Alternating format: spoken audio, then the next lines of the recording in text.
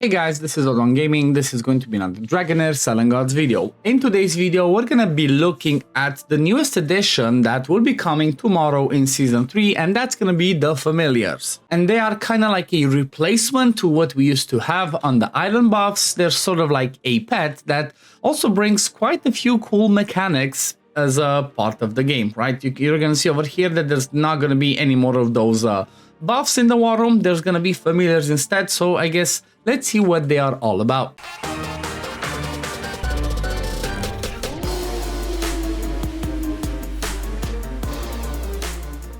And before I jump into the video, I want to mention as always that if you want to support me as a content creator and get some free stuff while you're at it, you can use code OddOne that you see over there at the top. You can find the link in the description or pinned comment of the video that you can access. Put code OddOne with capital O's, and you're gonna get yourself some free rewards instantly. Plus, you should be getting Hero Light, War Marrow, and other cool stuff in your inbox as soon as you hit the certain level threshold. But let's start looking at these. It's gonna be mostly, like I said, it's gonna be mostly a first look, right? There's not gonna be a guide because didn't experiment much with them.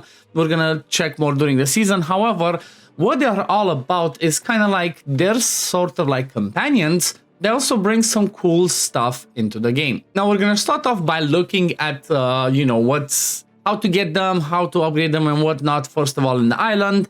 Then we're gonna be having a look at all of the familiars, which is gonna be, there's 8 of them, right? So lots of different things that can be used for them, but pretty much you're gonna be having, as you level up your island, you're gonna be having the hatchery over here, where you're going to start off with just 1 slot unlocked, then 2, then 3, then 4. This is where you would place these eggs that you would get, and then you can hatch them, right? You have to wait the time, or you can speed up by using these tickets, which you can acquire some every week, right? It refreshes every 7 days. So for example, I'm going to do it because I'm on the test server.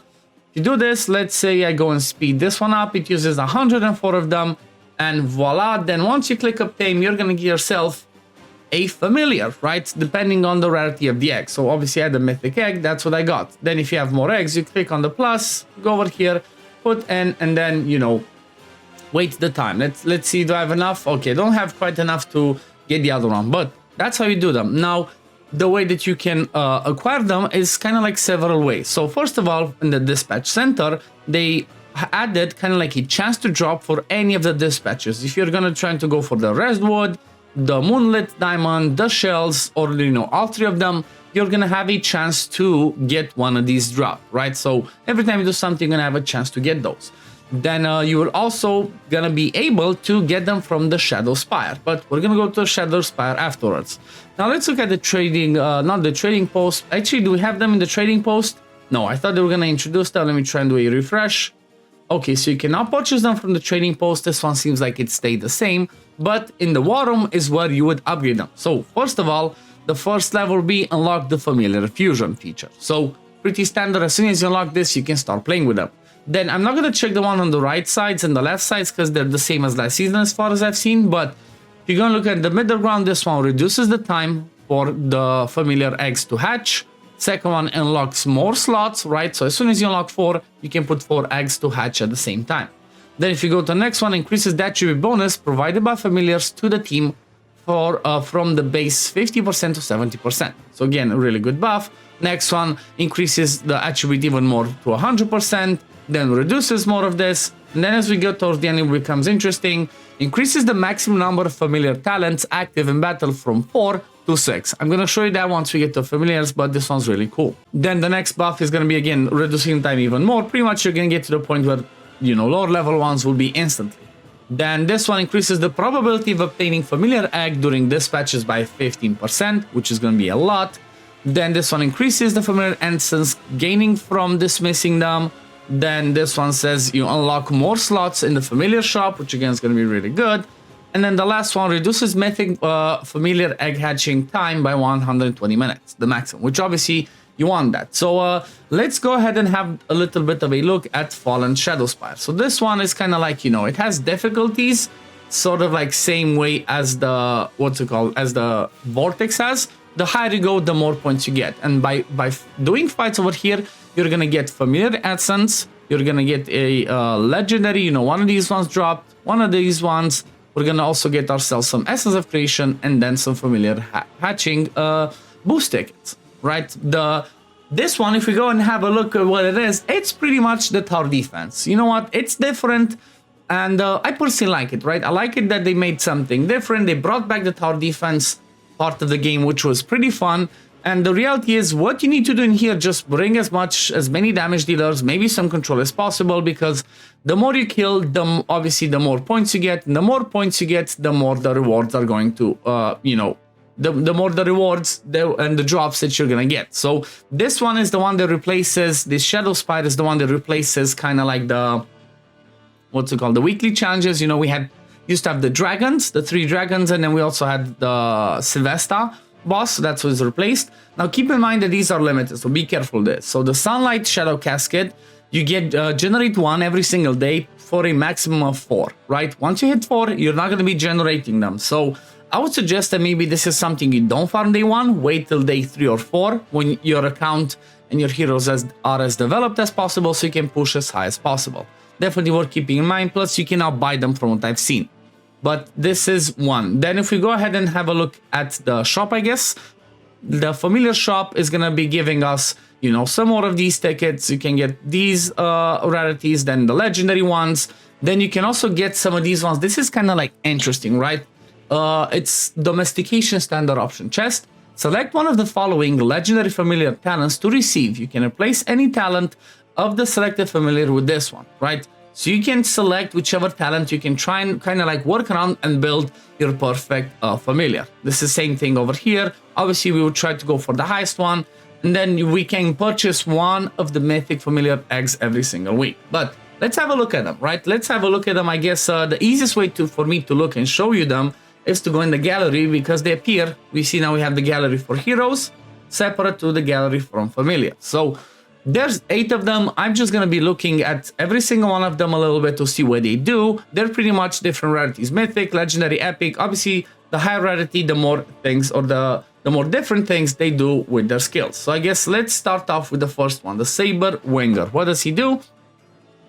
Leaps into the air, then deals damage to the enemies. Also, it's kind of, they all have kind of the same thing when they do damage. The max HP damage cap is based on the higher of the familiar's attack or defense. So if the familiar has either higher attack or more defense, that's what it's going to be like, the cap for the damage.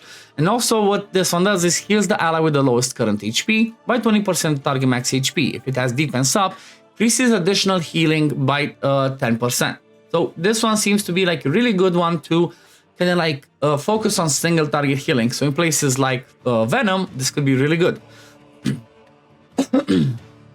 Next one, let's have a look at the Sphinx, which I think the name was Tresem. Yeah, Tresem. So this one says flies into the air. Again, they all kind of like fly in the air for 2 seconds, deals a target max HP damage. Again, it's capped and has a 100% chance of inflicting the distraction based. This one's determined by the team's highest accuracy. So as long as you have somebody in the team that has high accuracy, this one should be able to be landed. Distraction, what it does, increases AoE damage taken by 12%. Affected by familiar quality. Obviously, if it's a legendary one, it's 8%. If it's an epic one, it's 6%. So again, higher level, the better, you know, the debuff. Then let's see the next one, Foliage Spiker. Gathers energy again for 2 seconds. Then grants hit recovery and defense up to all melee units. Keep in mind, all melee units for 10 seconds. If the target's HP is at or below 50%, they will also be healed by 20,000% resonance level. Again, that's kind of like focused for like melee unit fights, for like healing melee units. So again, another interesting one. Then let's have a look at the Vulture. So this one says that after 2 seconds, grants received healing up, which says increases healing received by 30%. Really interesting. To all allies for 7 seconds. The duration is extended by resonance level. During the buff, 24% of any overhealing is converted into true damage and distributed evenly among all enemies. So it's kind of like a pseudo healer damage dealer. That's really interesting. Do keep in mind that some have like different recharge times. So this one's initial 10, then 20. The duration, like I said, it can be increased. Like I said, like it said over there, from the island. So that's really cool. Next one, Talorent. So this one has a quirky one. If the target's accuracy is greater than the resist, grants accuracy up. Otherwise, grants resistance up. The effect lasts 9 seconds. The duration is extended with the resonance level. So accuracy up gives you either 25% more accuracy or 25% more resist, depending on which of the stats is higher. This one I think is going to be really cool and really helpful early on when you're trying to push higher levels and your accuracy might not be quite there. This could be really helpful. Then next one, Stoneborn. Okay, it seems like this one, they have a little bit of an issue. It's the test server. Let's just look on the lower level one. Actually, let's look on the higher. It's fine. So this one charges for 10 seconds, then unleashes an energy wave to deal damage. Resonance based on resonance level and target max HP. Again, it's capped based on their attack or defense. With 100% chance of inflicting vulnerability, again determined by the allies' highest accuracy for 10 seconds. Duration is extended with resonance level. Vulnerability increases damage taken by 8%. So this one just straight up, doesn't matter from what, 8% more damage taken. So this could be really interesting. Now, one thing that I've noticed looking into the fights is these familiars don't die, right? Doesn't matter. They don't take damage. They cannot be targeted. They're going to be in there for the whole fight. So don't worry about trying to keep them alive because they don't die. Just, bring them in a fight. You're going to be good. Next one, Lightning Robot. So this one deals true damage, target max HP, true damage to enemy with the lowest current HP, which is pretty cool. It has a 20% chance of dispelling one buff from the target, determined by the team's highest accuracy again. Each cast increases damage by 40% and the chance of dispelling buffs by 4% up to 5 stacks.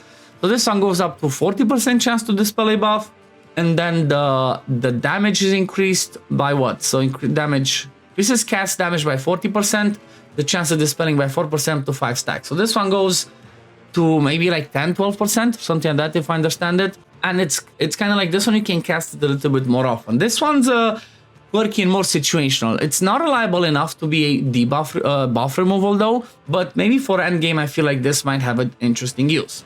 And then the last one's gonna be Mimic.